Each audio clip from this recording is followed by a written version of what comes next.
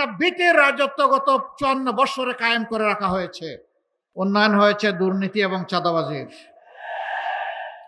উন্নয়ন হয়েছে মানুষের হক নষ্ট করার, উন্নয়ন হয়েছে ব্যাংক ডাকাতি করার, উন্নয়ন হয়েছে শেয়ার মার্কেট লুট করার, উন্নয়ন হয়েছে ক্ষুদ্র ব্যবসায়ীদেরকে পথে বসানোর, উন্নয়ন হয়েছে নিজেদের কপাল কিসমত গড়ে বাংলাদেশের টাকা বিদেশে পাচার করার।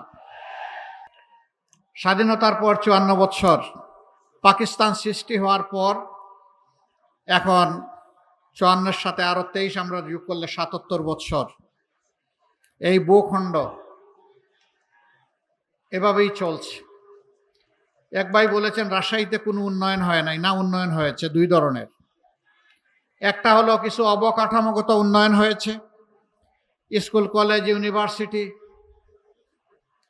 তারপরে সামাজিক বিভিন্ন প্রতিষ্ঠান, ব্যবসা প্রতিষ্ঠান, ঘর বাড়ি, রাস্তাঘাট, এগুলার কিছু উন্নয়ন হয়েছে। আবার 54 বছরে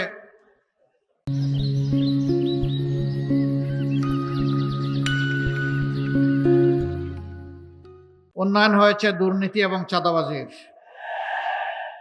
উন্নয়ন হয়েছে মানুষের হক নষ্ট করার, উন্নয়ন হয়েছে ব্যাংক ডাকাতি করার, উন্নয়ন হয়েছে শেয়ার মার্কেট লুট করার, উন্নয়ন হয়েছে ক্ষুদ্র ব্যবসায়ীদেরকে পথে বসানোর, উন্নয়ন হয়েছে নিজেদের কপাল কিসমত গড়ে বাংলাদেশের টাকা বিদেশে পাচার করার।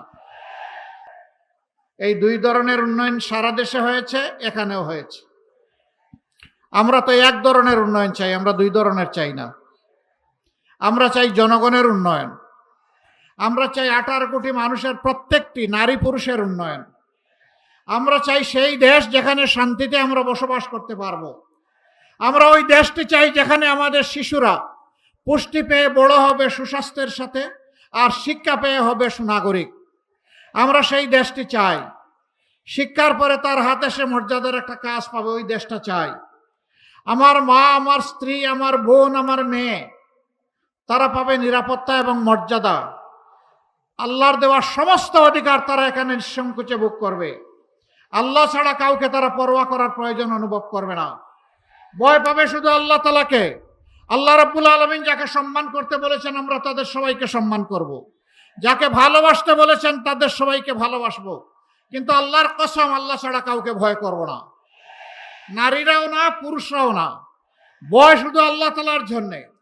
কিন্তু একটা ব্রিটিশ রাজত্বগত 54 বছরে কায়েম করে রাখা হয়েছে।